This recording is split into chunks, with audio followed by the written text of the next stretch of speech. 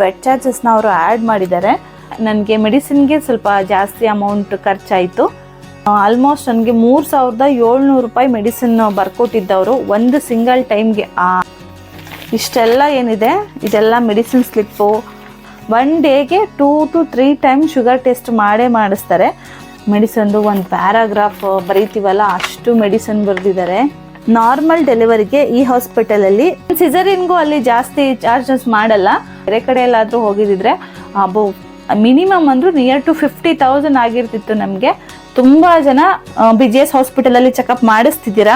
Hi ಎಲ್ಲರಿಗೂ ನಮಸ್ತೆ, welcome back to my YouTube channel. ಇವತ್ತಿನ ಟಾಪಿಕ್ ಏನಪ್ಪಾ ಅಂತ ಅಂದ್ಬಿಟ್ಟು ನನ್ನ ಯೂಟ್ಯೂಬ್ ತಮ್ಲೈನ್ ನೋಡಿನೇ ನಿಮ್ಗೆಲ್ಲ ಗೊತ್ತಾಗಿರುತ್ತೆ ಆಲ್ರೆಡಿ. ಆಫ್ಟರ್ ಡೆಲಿವರಿ ಕೆಲವೊಂದಿಷ್ಟು ಶಾಸ್ತ್ರಗಳಿರುತ್ತೆ. ಅದರಲ್ಲಿ ಮೊದಲನೇ ಶಾಸ್ತ್ರ ಅಂತ ಅಂದ್ರೆ ಮಗು ಹುಟ್ಟಿ 9ನೇ ದಿವಸಕ್ಕೆ, ಕೆಲವು ಕಡೆ 11 ದಿವಸಕ್ಕೆ ಮಾಡ್ತಾರೆ. ಸೂತ್ಕ ಕಳಿಯೋದು ಅಂತ ಅಂತಾರೆ ನಮ್ಮ ಕಡೆ. ಅಂದ್ರೆ ಮಗುಗೆ ಹೆಸರಿಡೋ ಶಾಸ್ತ್ರನ ನಾವು ಇದೇ ಟೈಮಲ್ಲಿ ಮಾಡೋದು.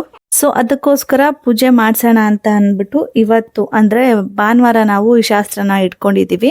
ಸೊ ಅದಕ್ಕೋಸ್ಕರ ಬೆಳಗ್ಗೆ ಬೇಗನೆ ಎದ್ದು, ಅಂದ್ರೆ ನನಗೆ ಇವತ್ತು ಒಂದು 5:15 ಅಷ್ಟರಲ್ಲಿ ನಂದು ಫುಲ್ಲು ಸ್ನಾನ ಎಲ್ಲ ಮುಗ್ದಿತ್ತು. ಬಟ್ ಪಾಪುಗೆ ಸ್ನಾನ ಮಾಡಿಸಿರ್ಲಿಲ್ಲ, ಬಿಸಿನೀರಲ್ಲಿ ಹಾಗೆ ಮೈ ಒರೆಸಿದ್ವಿ. ಬಿಕಾಸ್ ಅರ್ಚಕರು ಹೇಳಿದ್ರು 6 ಗಂಟೆ ಅಷ್ಟರಲ್ಲಿ ಇವತ್ತು ಪೂಜೆ ಎಲ್ಲ ಮುಗಿಸ್ಬಿಡ್ಬೇಕು. ಯಾಕಂದ್ರೆ ಸಂಕಷ್ಟ ಇರೋದ್ರಿಂದ ಅವರು ಗಣಪತಿ ದೇವಸ್ಥಾನದ ಅರ್ಚಕರಾಗಿದ್ರಲ್ವಾ, ಸೊ ಅಲ್ಲಿಗೆ ಹೋಗಕ್ಕೆ ಟೈಮ್ ಆಗುತ್ತೆ ಅಂದ್ಬಿಟ್ಟು.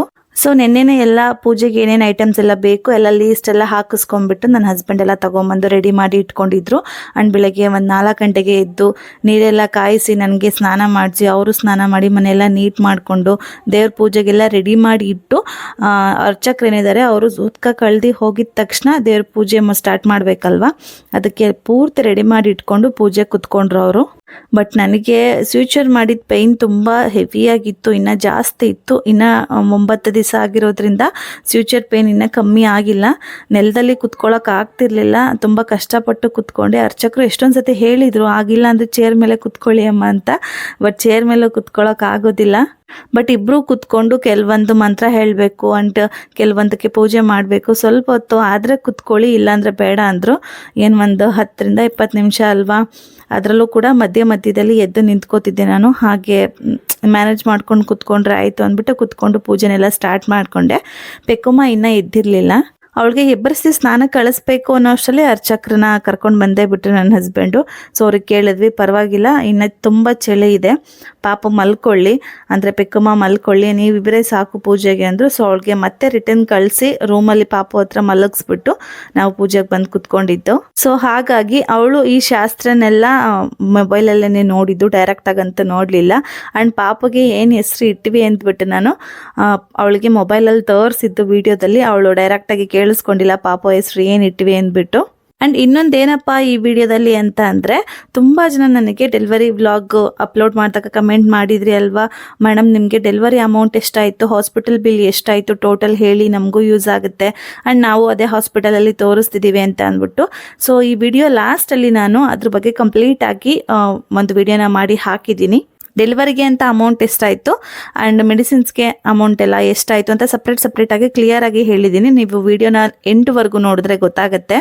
ಆ್ಯಂಡ್ ಇದ್ರ ಜೊತೆಗೆ ನೆನ್ನೆ ನನ್ನ ಹಸ್ಬೆಂಡು ಅರ್ಚಕ್ರ ಹತ್ರ ಐಟಮ್ ಲಿಸ್ಟನ್ನ ತೊಗೊಂಡು ಬರೋದಕ್ಕೆ ಹೋದಾಗ ಪೂಜೆಗೆ ಏನೆಲ್ಲ ಬೇಕೋ ಆ ಐಟಮ್ ಲಿಸ್ಟನ್ನು ಯಾವ ಅಕ್ಷರದಿಂದ ಮಗು ಹುಟ್ಟಿದ ಟೈಮ್ಗೆ ಯಾವ ಅಕ್ಷರದಿಂದ ಹೆಸರು ಇಡಬೇಕು ಅನ್ನೋದನ್ನ ಕೇಳಿಕೊಂಡು ಬರ್ಸ್ಕೊಂಡು ಬನ್ನಿ ಅಂತ ಹೇಳಿದ್ದೆ. ಸೊ ಅದ್ರ ಪ್ರಕಾರವಾಗಿ ಹುಟ್ಟಿದ್ದಗಳಿಗೆ ಪ್ರಕಾರವಾಗಿ ಕ ಮತ್ತು ಕಿಯಿಂದ 2 ಅಕ್ಷರದಲ್ಲಿ ಹೆಸರನ್ನ ಇಡಬೇಕು ಅಂತ ಬಂದಿತ್ತು. ಸೊ ನಾನು ಇಮಿಡಿಯೇಟಾಗಿ ಇನ್ಸ್ಟಾಗ್ರಾಮಲ್ಲಿ ಸ್ಟೋರಿನ ಹಾಕ್ತೆ. ಕ ಮತ್ತು ಕಿ 2 ಅಕ್ಷರದಿಂದ ಯಾವುದಾದ್ರೂ ಒಳ್ಳೆ ಹೆಸರಿದ್ರೆ ಬೇಬಿ ಬಾಯ್ಗೆ ಸಜೆಷನ್ ಕೊಡಿ ಅಂತ ಅಂದ್ಬಿಟ್ಟು. ತುಂಬ ಅಂದರೆ ಎಷ್ಟು ನನಗೆ ಆ್ಯಕ್ಚುಲಿ ಇಮ್ಯಾಜಿನ್ ಮಾಡೋಕ್ಕೂ ಆಗಿಲ್ಲ. ಎಷ್ಟು ರಿಕ್ವೆಸ್ಟ್ ಲೀಸ್ಟಿಗೆ ಹೋಗಿ ನೋಡಿ ಸ್ಕ್ರೀನ್ಶಾಟ್ ತೆಗೆದು ಅದಕ್ಕೆ ರಿಪ್ಲೈ ಕೊಡ್ತಿದ್ರು ಕೂಡ ಮತ್ತೆ ಒಂದು 5 ಮಿನಿಟ್ಸ್ಗೆ ಅಷ್ಟೇ 20, 25, 30 ಆಲ್ಮೋಸ್ಟ್ 50ವರೆಗೂ ಹೊಸ ಮೆಸೇಜ್ಗಳು ಬಂದಿದ್ದು. ಸೊ ಅದರಲ್ಲಿ ತುಂಬ ಜಾಸ್ತಿ ಬಂದಿದ್ದ ಹೆಸರು ಬಂದ್ಬಿಟ್ಟು ಕರ್ಣ ಅಂತ. ನಾನು ಕೌಂಟ್ ಮಾಡ್ಕೊಂಡಿರೋ ಪ್ರಕಾರ 17 ಜನ ಕರ್ಣ ಅಂತ ಹೆಸರಿಡಿ ಅಂದ್ಬಿಟ್ಟು ಸಜೆಷನ್ ಕೊಟ್ಟಿದ್ರಿ. ಇನ್ನು ಕೆಲವೊಬ್ರು ತುಂಬ ಜಾಸ್ತಿ 1, 2, 3, 4 ಈ ಥರ ಎಲ್ಲ ಸಜೆಷನ್ಸ್ನ ಕೊಟ್ಟಿದ್ರಿ. ಅದರಲ್ಲೂ ನನಗೆ ಮತ್ತು ನನ್ನ ಹಸ್ಬೆಂಡಿಗೆ ಕರ್ಣ ಅನ್ನೋ ಹೆಸರು ತುಂಬ ಇಷ್ಟ ಆಯಿತು. ಬಟ್ ಏನಪ್ಪ ಅಂತ ಅಂದರೆ ಕರ್ಣ ಅನ್ನೋ ಹೆಸರನ್ನ ನಾನು ನನ್ನ ಹಸ್ಬೆಂಡ್ ಹಂಗೆ ಇದನ್ನು ಫೈನಲೈಸ್ ಮಾಡೋಣ ಅಂತ ಮಾತಾಡುವಾಗ ಕೆಲವೊಂದಿಷ್ಟು ನನಗೆ ತಲೆಗೆ ಬರುತ್ತಲ್ಲ, ಕರ್ಣ ಅನ್ನೋದು ತುಂಬ ಎಲ್ಲರಿಗೂ ದಾನಿ ಥರ ಅವನು. ಆ್ಯಂಡ್ ಅವನಿಗೆ ಎಲ್ಲ ಕಡೆಯಿಂದ ಮೋಸ ಆಗುತ್ತೆ, ಬರೀ ತ್ಯಾಗಜೀವಿಯಲ್ಲೇ ಬಂದ್ಬಿಟ್ಟಿದ್ದಾನೆ. ಸೊ ಇದೆಲ್ಲ ತಲೆಗೆ ಬಂತಲ್ವಾ, ಸೊ ಹೆಸರು ಇಡೋದು ಬೇಡ ಯಾಕೋ ಅಂತ ಅನ್ನಿಸ್ತು. ಸೊ ಕರ್ಣ ಅನ್ನೋ ಹೆಸರು ನಾವು ಆಲ್ಮೋಸ್ಟ್ ನೋಡಿರ್ತೀವಿ, ಕರ್ಣಂಗೆ ಯಾವ ರೀತಿ ಆಯಿತು ಅಂದ್ಬಿಟ್ಟು. ಸೊ ಹಾಗಾಗಿ ಅದನ್ನು ಬೇಡ ಅಂತ ಡಿಸೈಡ್ ಮಾಡಿ ನೆಕ್ಸ್ಟ್ ಯಾವ ಹೆಸರು ಜಾಸ್ತಿ ಹೇಳಿದ್ದಾರೆ ಅಂತ ನೋಡಿದಾಗ ನೆಕ್ಸ್ಟ್ ಹೆಸರು ಲೀಸ್ಟಲ್ಲೇ ಬಂದಿದ್ದು ಕ್ರಿಶ್ ಅಂತ. ಕ್ರಿಶ್ ಅಂದರೆ ಇನ್ನೇನಿಲ್ಲ, ಕೃಷ್ಣನ ಹೆಸರು ಅದು. ಕೃಷ್ಣ ನಾರ್ಮಲ್ ಹೆಸರಾಯಿತು, ಬಟ್ ಈಗಿನ ಜನ್ರೇಷನ್ ಮಕ್ಕಳಿಗೆ ಕ್ರಿಶ್ ಅನ್ನೋದು ತುಂಬ ಚೆನ್ನಾಗಿರುತ್ತೆ ಆ್ಯಂಡ್ ಹೊಸ ಹೆಸರು ಥರ ಅದು.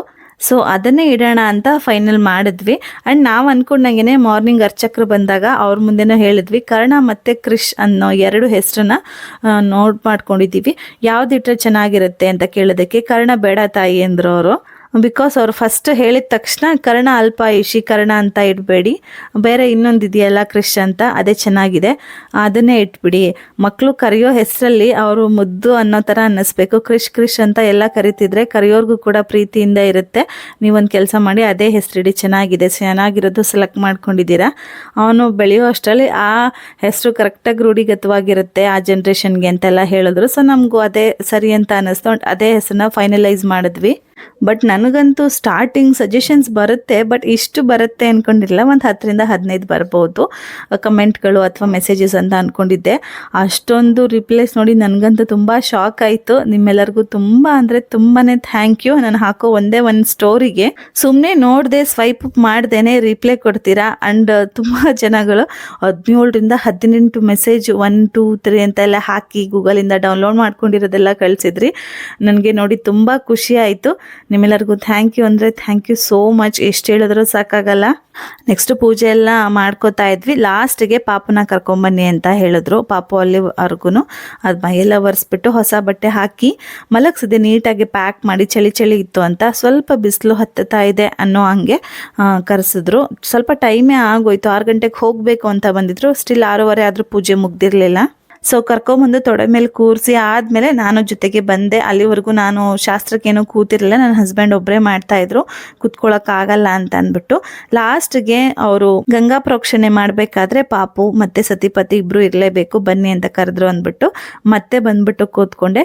ಇದೆಲ್ಲ ಆದಮೇಲೆ ಲಾಸ್ಟಿಗೆ ಪೂಜೆ ಎಲ್ಲ ಮುಗಿಸ್ಕೊಂಡು ಆದಮೇಲೆ ಕೊನೆಯಲ್ಲಿ ಕಳಸ ಇದೆಲ್ಲ ಹೂಡಿರ್ತಾರಲ್ವ, ಅದನ್ನೆಲ್ಲ ತೆಗೆದು ಆದಮೇಲೆ ಮಗು ಹೆಸರಿಡೋದನ್ನು ಸ್ಟಾರ್ಟ್ ಮಾಡ್ಕೋತಾರೆ. ಪೆಕ್ಕುಮಾದ್ರಲ್ಲಿ ನಾವು ಈ ರೀತಿ ಮಾಡಿರಲಿಲ್ಲ, ಸ್ವಲ್ಪ ಡಿಫ್ರೆಂಟ್ ಇತ್ತು. ಪೆಕ್ಕುಮಾಗೆ ಹೆಸರಿಡೋಕೆ ಬಂದಿದ್ದ ಅರ್ಚಕರೇನಿದ್ದಾರೆ ಅಲ್ವಾ, ಅವರು ತೊಡೆ ಮೇಲೆ ಹಾಕ್ಕೊಂಡು 3 ಸತಿ ಕಿವಿಗೆ ಹೆಸರನ್ನ ಹೇಳಿದರು. ಬಟ್ ಇವರು ತಂದೆನೇ ತೊಡೆ ಮೇಲೆ ಹಾಕ್ಕೊಂಡು ಕಿವಿಲಿ 2 ಕಿವಿಲಿ 3 ಸತಿ ಹೆಸರು ಹೇಳಬೇಕು, ಮತ್ತು ಅಕ್ಕಿ ಮೇಲೆ ತಟ್ಟೆಯಲ್ಲಿ ಬರಿಬೇಕು, ಇದೆಲ್ಲ ಹೇಳಿದ್ರು. ಬಟ್ ಕೆಲವೊಬ್ಬರು ಒಂದೊಂದು ರೀತಿ ರಿಚುವಲ್ ಮಾಡ್ತಾರೆ ಅಂತ ಅನಿಸುತ್ತೆ. ಇವ್ರದ್ದು ಸ್ವಲ್ಪ ಡಿಫ್ರೆಂಟ್ ಅಂತ ಅನ್ನಿಸ್ತು ನನಗೆ.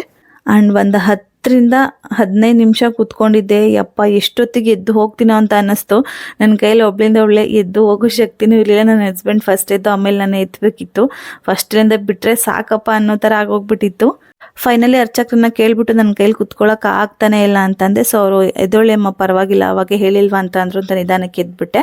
ಸೊ ಲಾಸ್ಟಿಗೆ ಅಕ್ಕಿ ತುಂಬಿರೋ ತಟ್ಟೆ ಕೊಟ್ಬಿಟ್ಟು ಹೆಸರುಗಳನ್ನ ಬರೆಯೋದಕ್ಕೆ ಸ್ಟಾರ್ಟ್ ಮಾಡಿದ್ರು. ಸ್ಟಾರ್ಟಿಂಗ್ 4 ದೇವ್ರ ಹೆಸರು ಬರೀಬೇಕು. ಮೊದಲನೇದು ಮನೆ ದೇವರು, ಆಮೇಲೆ ಹೆಣ್ಣು ಮನೆ ದೇವರು, ಆಮೇಲೆ ನಮಗೆ ಪ್ರಿಯ ಆಗಿರುವಂಥ ದೇವರು, ಆಮೇಲೆ ನಮ್ಮ ಮನೆಯಲ್ಲಿ ನಮಗೆ ಇಷ್ಟವಾಗಿರುವಂಥ ಬೇರೆ ಯಾವುದಾದ್ರೂ ದೇವರಿದ್ರೆ 4 ದೇವ್ರ ಹೆಸರುಗಳನ್ನ ಬರೆದು ಲಾಸ್ಟ್ಗೆ ನಾವು ಮಗುಗೆ ಯಾವ ಹೆಸರು ಇಡ್ತೀವಿ ಅಲ್ವಾ ಆ ಹೆಸರನ್ನ ಬರೀಬೇಕು. ಅದು ಚಿನ್ನದ ಉಂಗುರದಲ್ಲಿ ಬರೀಬೇಕು ಅಂತ ಹೇಳಿದ್ರು. ಸೊ ಅದನ್ನು ನನ್ನ ಹಸ್ಬೆಂಡೇ ಬರೀತಾ ಇದ್ದಾರೆ. ಕ್ರಿಶ್ ಅಂತ ಅದ್ರ ಮೇಲೆ ಬರೆದ್ರು ಕನ್ನಡದಲ್ಲಿ. ಬಟ್ ಅವ್ರಿಗೆ ಅದು ಸ್ವಲ್ಪ ಗೊತ್ತಾಗಲಿಲ್ಲ ಕ್ರಿಶ್ ಅಂತ ಬರೆಯೋದು. ಆಮೇಲೆ ಲಾಸ್ಟ್ ಕೇಳಿದೆ, ಪರವಾಗಿಲ್ಲ ಅಮ್ಮ, ಮಗು ಕಿವಿಲಿ ಅದೇ ಅಲ್ವಾ ಹೇಳಿರೋದು, ಕೆಲವ್ರಿಗೆ ಬರೆಯೋಕ್ಕೆ ಬರುತ್ತೆ, ಕೆಲವ್ರಿಗೆ ಬರೆಯೋಕ್ಕೆ ಬರಲ್ಲ, ಉಚ್ಚಾರಣೆನೇ ಕಷ್ಟ ಆಗುತ್ತೆ, ಇರಲಿ ಪರವಾಗಿಲ್ಲ ಅದೇನಾಗಲ್ಲ ಅಂತ ಅಂದರು. ಸೊ ಫೈನಲಿ ಇಷ್ಟು ದಿವಸ ಕಾದಿದ್ದಕ್ಕೆ ಮಗನೂ ಹುಟ್ಟಾಯಿತು ಮನೆಗೆ. ಮಗನಿಗೊಂದು ಮುದ್ದಾದ ಹೆಸರನ್ನು ಇಟ್ಟಾಯಿತು. ತುಂಬ ಅಂದರೆ ತುಂಬ ಖುಷಿ. ಇದು ಒಂದು ಸ್ವಲ್ಪ ನನಗೆ ಹಾಸ್ಪಿಟಲ್ ಪೇಯ್ನ್ ಇಲ್ಲ ಅಂದಿದ್ರೆ ಇನ್ನೂ ಎಷ್ಟು ಖುಷಿಯಾಗಿರ್ತಿದ್ನೋ ಈ ಮೂಮೆಂಟಲ್ಲಿ ನಾನು. ಅದೇನು ಹೋಗ್ಬಿಡುತ್ತೆ 1 ವಾರ ಅಥವಾ 2 ವಾರಕ್ಕೆ. ಬಟ್ ಈ ಮೆಮೊರಿ ಎಲ್ಲ ಲೈಫಲ್ಲಿ ಇನ್ಯಾವತ್ತೂ ಬರಲ್ಲ ಆ್ಯಂಡ್ ರಿಪೀಟ್ ಆಗಲ್ಲ ಇದೆಲ್ಲ. ಸೊ ಹಾಗಾಗಿ ಇದೆಲ್ಲ ನೆನೆಸ್ಕೊಂಡ್ರೆ ತುಂಬ ಅಂದರೆ ತುಂಬಾ ಖುಷಿ ಆಯಿತು. ಐನರೆಲ್ಲ ಹೋದರು. ಅವರೆಲ್ಲ ಹೋಗಿ ಆದಮೇಲೆ ಬೆಳಗ್ಗೆ ಬೇಗ ಎದ್ದಿದ್ದರಿಂದ ಸ್ನಾನ ಮಾಡಿದ್ರಿಂದ ತುಂಬ ನಿದ್ದೆ ಇಳಿತಿತ್ತು. ಸೊ ರೆಸ್ಟ್ ಮಾಡೋಣ ಅಂದ್ಬಿಟ್ಟು ವೀಡಿಯೋನ ಅಲ್ಲಿಗೆ ಸ್ಟಾಪ್ ಮಾಡ್ಕೊಂಡ್ಬಿಟ್ಟೆ, ನಾನು ಕಂಟಿನ್ಯೂ ಮಾಡಲಿಲ್ಲ. ಹಾಯ್ ಎಲ್ಲರಿಗೂ ನಮಸ್ತೆ. Again welcome back to my YouTube channel. ಬೆಳಗ್ಗೆ ತುಂಬ ಬೇಗ ಎದ್ದಿದ್ವಿ ಅಂತ ಹೇಳೋದ್ನಲ್ಲ, ಪಾಪದು ಇವತ್ತು 9ನೇ ದಿವಸದ್ದು ಶಾಸ್ತ್ರ ಇತ್ತು ಅಂದ್ಬಿಟ್ಟು. ಸೊ ಹಾಗಾಗಿ ತುಂಬಾ ಟಯರ್ಡ್ ಆಗಿಬಿಟ್ಟಿತ್ತು, ತುಂಬ ನಿದ್ದೆಗೆಟ್ಟಿದ್ದೀವಿ ಅನ್ನೋ ಥರ ಆಗೋಗಿತ್ತು. ಸೊ ಅವಾಗಿಂದ ರೆಸ್ಟ್ ಮಾಡಿ ಮತ್ತೆ ಇವಾಗ ಸಾಯಂಕಾಲದ ಮೇಲೆ ವ್ಲಾಗ್ನ ಸ್ಟಾರ್ಟ್ ಮಾಡ್ಕೊಂಡಿದ್ದೀನಿ. ಇವತ್ತು ಭಾನುವಾರ ಆಗಿರೋದ್ರಿಂದ ಪೆಕ್ಕಮ್ಮನೂ ಕೂಡ ಮನೆಯಲ್ಲೇ ಇದ್ಲು. ಸೊ ಅವಳನ್ನೂ ನೋಡಿಕೊಂಡು ಪಾಪು ನೋಡಿಕೊಂಡು ಸ್ವಲ್ಪ ಟಯರ್ಡ್ ಆಗಿತ್ತು. ಸೊ ಹಾಗಾಗಿ ಮಧ್ಯಾಹ್ನ ಅಥವಾ ಸಾಯಂಕಾಲದ ಮೇಲೆ ವ್ಲಾಗ್ನ ಸ್ಟಾರ್ಟ್ ಮಾಡ್ಕೊಂಡ್ರೆ ಆಯಿತು ಅಂದ್ಬಿಟ್ಟು ಇವಾಗ ಸ್ಟಾರ್ಟ್ ಮಾಡ್ಕೊಂಡಿದ್ದೀನಿ. ಇದರಲ್ಲಿ ಏನಪ್ಪ ಅಂತಂದರೆ ತುಂಬ ಜನ ಕೆಲವೊಂದಿಷ್ಟು ಕ್ವಶನ್ಸ್ನ ಕೇಳ್ತಾ ಇದ್ದೀರಾ. ಕೆಲವೊಂದಿಷ್ಟು ಅನ್ನೋದಕ್ಕಿಂತ ತುಂಬ ಅಂದರೆ ತುಂಬಾ ಕ್ವಶನ್ಸ್ ಬರ್ತಾನೆ ಇದೆ ನಾವು ಡೆಲಿವರಿ ವ್ಲಾಗ್ನ ಅಪ್ಲೋಡ್ ಮಾಡಿದ್ಮೇಲೆ. ಅದರಲ್ಲಿ ತುಂಬ ಜನ ಕೇಳಿರೋ ಒಂದೇ ಒಂದು ಕ್ವಶನ್ ಅಂತ ಅಂದರೆ, ಮ್ಯಾಮ್ ನಿಮಗೆ ಡೆಲಿವರಿಗೆ ಎಷ್ಟು ಅಮೌಂಟ್ ಆಯಿತು, ಹಾಸ್ಪಿಟಲ್ ಬಿಲ್ ಎಷ್ಟಾಯಿತು ಹೇಳಿ ಅಂತ. ಬಿಕಾಸ್ ನನ್ನ ವಿಡಿಯೋ ನೋಡಿ ತುಂಬ ಜನ BGSಗೆ ಹೋಗ್ತಿದ್ದಾರೆ, ಪ್ರೆಗ್ನೆಂಟ್ ಲೇಡೀಸ್ ತೋರಿಸ್ಕೊತಾ ಇದ್ದಾರೆ, ಚೆಕಪ್ ಮಾಡಿಸ್ಕೊತಿದ್ದಾರೆ, ಆ್ಯಂಡ್ ಡೆಲಿವರ್ಗೂ ಕೂಡ ಅಲ್ಲೇ ಅಡ್ಮಿಷನ್ ಆಗ್ತಾ ಇದ್ದೀರಾ. ನಿಮಗೆ ಒಂದು ಡೌಟ್ ಇರುತ್ತೆ ಎಷ್ಟು ಅಮೌಂಟ್ ತಗೋತಾರೆ ನಾರ್ಮಲ್ ಡೆಲಿವರಿಗೆ, C-ಸೆಕ್ಷನ್ಗೆ, ಇದಕ್ಕೆಲ್ಲ ಅಂತ ಅಂದ್ಬಿಟ್ಟು. ಬಟ್ ನಂದು ನಾರ್ಮಲ್ ಡೆಲಿವರಿ ಆಗಿರೋದ್ರಿಂದ ನನ್ನ ಡೆಲಿವರಿ ಚಾರ್ಜಸ್ ಏನಾಯಿತು ಅನ್ನೋದನ್ನು ಈ ವಿಡಿಯೋದಲ್ಲಿ ಹೇಳ್ತೀನಿ.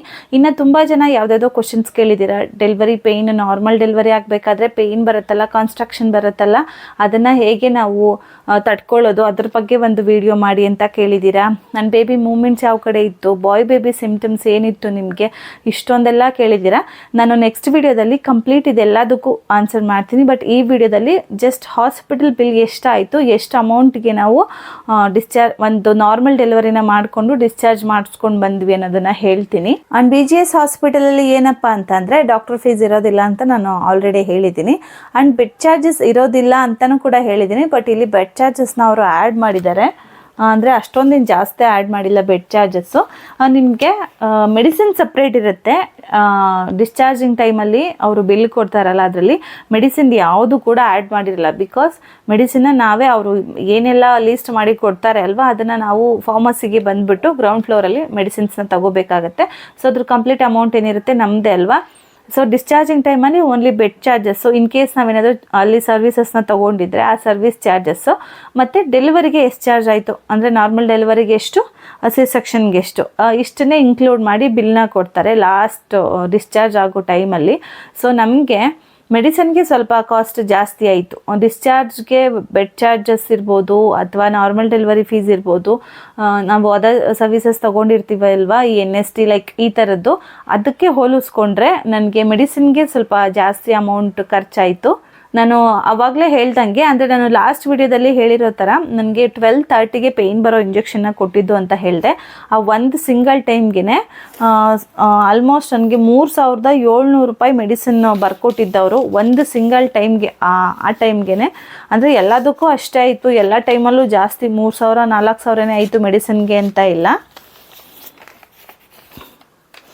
ಎಷ್ಟು ಬಿಲ್ ಇದೆ, ಇದೆಲ್ಲ ಮೆಡಿಸಿನ್ ಸ್ಲಿಪ್ಪೇ. ಬಟ್ ತುಂಬ ಮೆಡಿಸಿನ್ಸ್ ಕೊಡ್ತಾರೆ, ಬಟ್ ಬೇಗ ಕ್ಯೂರ್ ಆಗುತ್ತೆ. ನನ್ನ ಲಾಸ್ಟ್ ಡೆಲಿವರಿಗೆ ಹೋಲಿಸ್ಕೊಂಡ್ರೆ ಇಷ್ಟೆಲ್ಲ ಏನಿದೆ ಇದೆಲ್ಲ ಮೆಡಿಸಿನ್ ಸ್ಲಿಪ್ಪು. ಇದನ್ನ ಯಾವುದೂ ಇಟ್ಕೊಳಲ್ಲ ನಾನು, ಬಿಸಾಕ್ತೀನಿ, ಯಾವುದೂ ಯೂಸ್ ಆಗಲ್ಲ. ಏನಕ್ಕೆ ಪಾಪುದು ನನಗೆ ಸರ್ಟಿಫಿಕೇಟ್ಸ್ ಅಥವಾ ಮೆಡಿಕಲ್ದೇನೆಲ್ಲ ಇದೆ ಅದು ಇದ್ದರೆ ಸಾಕು, ಪಾಪು ರಿಪೋರ್ಟ್ಸ್ ಇದ್ದರೆ ಸಾಕು. ಇದೆಲ್ಲ ಬ್ಲಡ್ ಟೆಸ್ಟು, ಪ್ರತಿಯೊಂದು ದಿವಸಕ್ಕೂ 2 ರಿಂದ 3 ಟೈಮ್ ಶುಗರ್ ಟೆಸ್ಟ್ ಮಾಡಿಸ್ತಾರೆ. ಆ್ಯಂಡ್ ಪಾಪಗೆ ಯೂರಿನ್ ಟೆಸ್ಟ್ ಆಗಿರ್ಬೋದು, ನನಗೆ ಯೂರಿನ್ ಟೆಸ್ಟು ಮತ್ತು ಬ್ಲಡ್ ಟೆಸ್ಟು.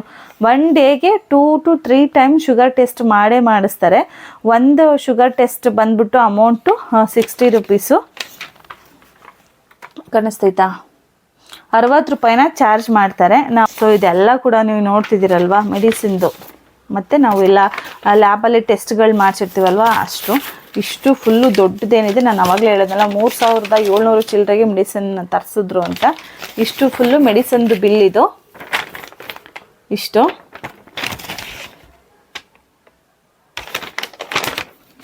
ಏನೇನು ತರಿಸಿದ್ರು ನನಗಂತೂ ಗೊತ್ತಿಲ್ಲ. ರೂಪತ್ತೆ ಇದ್ದರು ಅವಾಗ ತಂದು ಕೊಟ್ಟಿದ್ದು. ಆ್ಯಂಡ್ ಒಂದು ಅನ್ನೋ ಥರ ಬರೀತಾನೆ ಇರ್ತಾರೆ. ಅಲ್ಲಿ ಒಂದೇ ಡಾಕ್ಟ್ರು ನಮ್ಮನ್ನ ಕನ್ಸಲ್ಟ್ ಮಾಡೋದಿಲ್ಲ, ಒಂದು ಟೀಮ್ ಅಂತ ಇರುತ್ತಲ್ವ. ಸೊ ಡಾಕ್ಟರ್ಸ್ ಬಂದಾಗ ಚೆಕ್ ಮಾಡಿ ಲಾಸ್ಟ್ ಟೈಮ್ ಬಂದಿದ್ದು ರೌಂಡ್ಸ್ ಡಾಕ್ಟರ್ ಏನು ಕೊಟ್ಟಿರ್ತಾರೆ, ಇನ್ನು ಏನು ಕೊಡಬೇಕು ಅಂತ ಅದನ್ನು ಬರೀತಾರೆ. ನೋಡ್ತಿರ್ಬೋದು ಎಷ್ಟು ಬರೆದಿದ್ದಾರೆ ಅಂತ. ಮೆಡಿಸನ್ದು ಒಂದು ಪ್ಯಾರಾಗ್ರಾಫ್ ಬರೀತೀವಲ್ಲ ಅಷ್ಟು ಮೆಡಿಸನ್ ಬರೆದಿದ್ದಾರೆ. ಇಷ್ಟು. ಇದೆಲ್ಲನೂ ಕೂಡ ಆಫ್ಟರ್ ಡೆಲಿವರಿ ಆದಮೇಲೆ, ಡೆಲಿವರಿಗೂ ಮುಂಚೆ ನನಗೆ 3000 ಸಮಥಿಂಗ್ ಮೆಡಿಸಿನ್ ತರಿಸಿದ್ರು ಅಂತ ಹೇಳಿದೆ. ಇದು ಆಫ್ಟರ್ ಡೆಲಿವರಿ ಆದಮೇಲೆ ಬರೆದಿರೋದು. ಎಷ್ಟೊಂದಿದೆ, ಟ್ಯಾಬ್ಲೆಟು, ಕ್ಯಾನ್ಯುಲಾ, ಗ್ಲೌಸಸ್ ಅಂತ ಎಷ್ಟೊಂದು ಬರ್ತಿದ್ದಾರೆ. ಸೊ ಇದು ಇದರದ್ದು ಎಲ್ಲನೂ ಅಷ್ಟೇ. ಇದೆಲ್ಲ ಈ ಥರ ಸ್ಲಿಪ್ಸ್ ಏನಿದೆ ಇದೆಲ್ಲ ಬಂದುಬಿಟ್ಟು ಲ್ಯಾಬ್ದು, ಬರೀ ಬ್ಲಡ್ ಟೆಸ್ಟ್ದು, ಶುಗರ್ ಟೆಸ್ಟ್ದು ಮತ್ತು ಯೂರಿನ್ ಟೆಸ್ಟು, ಇದಿದೆ ಲ್ಯಾಬ್ದು. ಇಷ್ಟೊಂದು ಬಿಲ್ ಆಗಿದೆ ಟೋಟಲ್. ನಾನು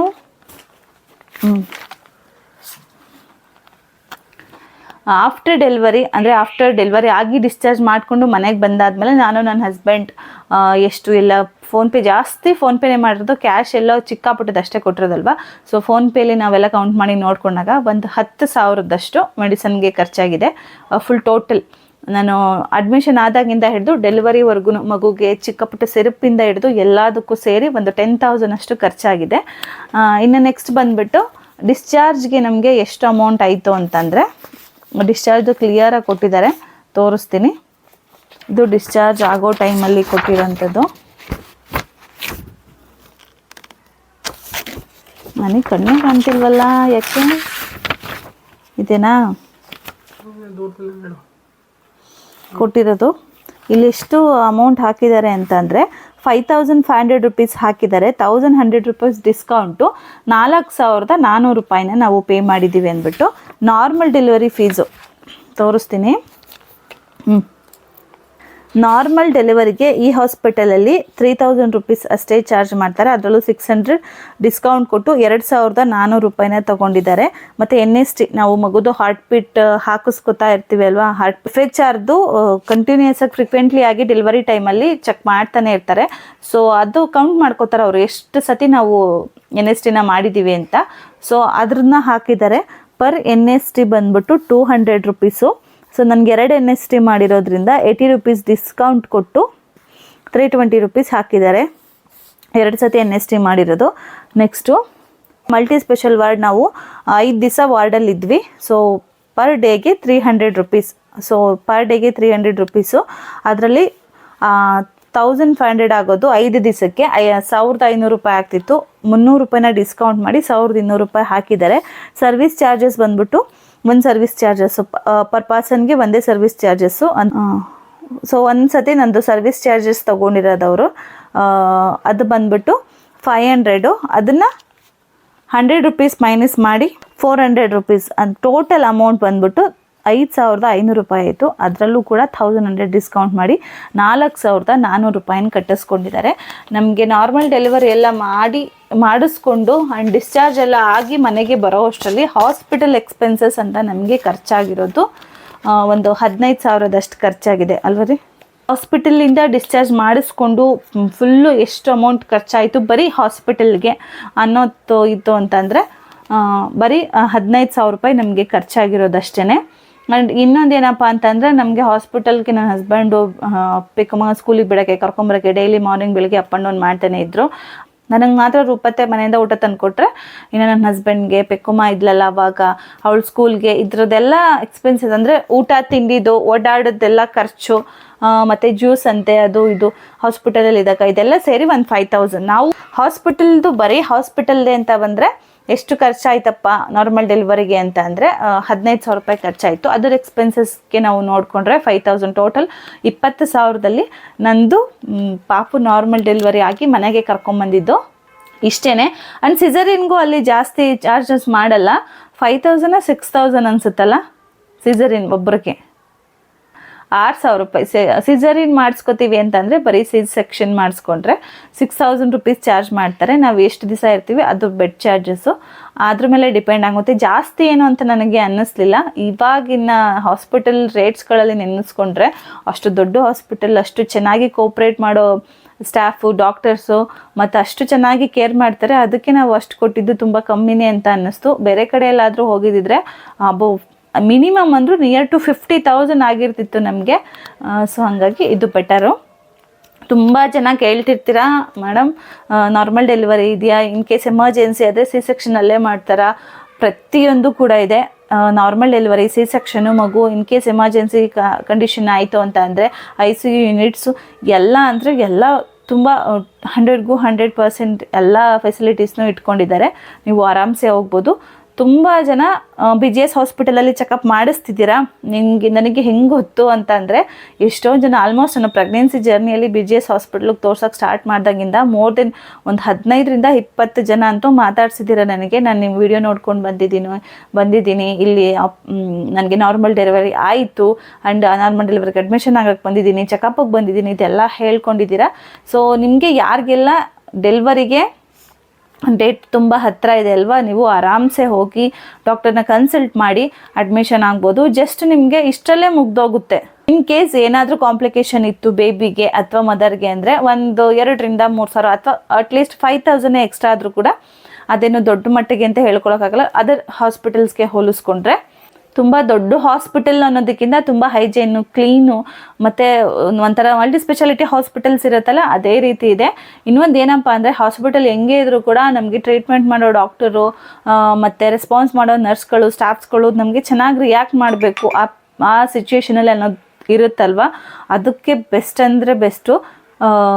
ಸೊ ನಾವು ಎಷ್ಟು ನಮ್ಮ ನೋವೆಲ್ಲ ಅರ್ಥ ಮಾಡ್ಕೊತಾರೆ. ನಾವು ನೋವಿಂದ ನಾವು ಏನೇ ಬೈದರೂ ಕೂಡ ಆ್ಯಂಡ್ ಏನೇ ಒಂದು ರ್ಯಾಶ್ ಆಗಿ ಮಾತಾಡಿದ್ರು ಕೂಡ ಅವರು ರ್ಯಾಶ್ ಆಗಿ ರಿಯಾಕ್ಟ್ ಮಾಡೋದಿಲ್ಲ. ಸೊ ತುಂಬ ಕಾಮಾಗಿ ಮಾತಾಡ್ತಾರೆ. ನನಗೆ ಅದಂತೂ ತುಂಬ ಇಷ್ಟ ಆಯಿತು. ಚೆನ್ನಾಗಿ ಕೇರ್ ಮಾಡ್ತಾರೆ ಈವನ್ ಬೇಬಿನ ಆ್ಯಂಡ್ ಮದರ್ನ. ಸೊ ಹಾಗಾಗಿ ನೀವು ಆರಾಮ್ಸೆ ಹೋಗಿ ಅಡ್ಮಿಷನ್ ಆಗ್ಬೋದು.